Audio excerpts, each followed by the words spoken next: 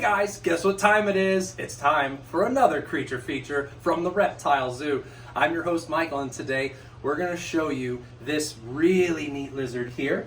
So this is known as a false chameleon. And right away, for those of you real reptile experts out there, you're like, well, yeah, it's definitely not a chameleon. But for others out there that might not exactly know, well, he does have some chameleon-like features, but as the name would suggest, he's not part of the chameleon family. He's from another family of lizards, the anoles. And right away, I mean, you can see that for sure. He's got a very typical build of an anole, but he does have those chameleon-like features, like I was saying, especially his eyes, where his eyelids are not fully fused in the same way that a chameleon has, but he does still kind of look out through a bit of a peephole.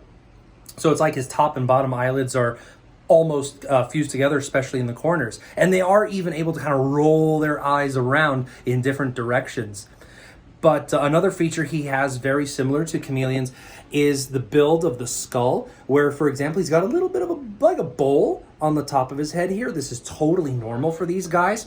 And that's a great way to help collect rainwater, which will then run down the center of his head toward his lips, and he'll be able to get a nice little drink.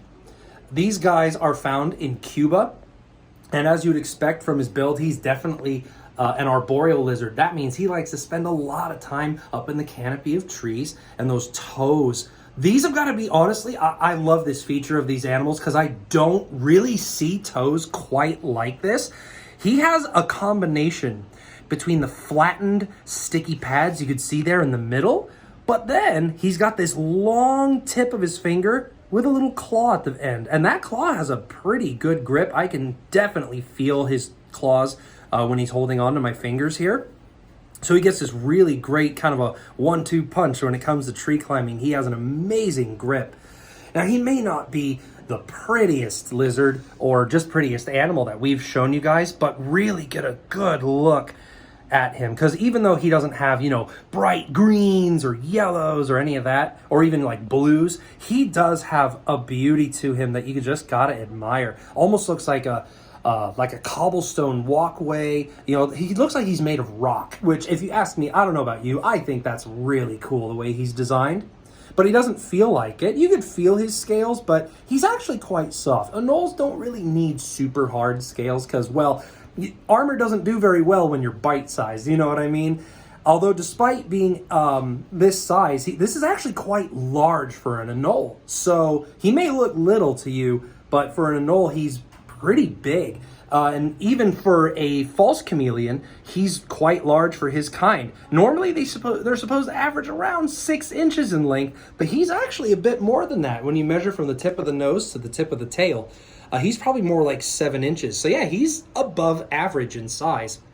And one more thing I want to tell you that's pretty neat about this animal is, unlike a lot of other anoles, these guys cannot autotomize, meaning they're not able to drop their tails. They'll actually keep hold of their tail, and they won't drop it out of self-defense. But you don't really have to worry much about a bite from them, because even though they can, they're actually quite well behaved in captivity. Most of the time, if they are getting a bit more grumpy, they'll kind of show you with body language. They'll puff out their neck here in a thin, almost like a plate of skin known as a dewlap. And this just makes them look a bit bigger. And if somehow one of these was to bite you, their teeth are more kind of flattened and dull for crushing small bugs. So not even that much. It's a pretty neat lizard, though. And again, even though they're not super colorful, I've got a real soft spot for these guys. I absolutely love them. Well, guys, we're going to go ahead and end it with this episode. But what a cool lizard, right? And there's still a whole lot more to show you. We got other lizards and snakes and plenty more stuff here at the zoo. So keep a lookout. We've got more creature features coming to you in the near future. Take care.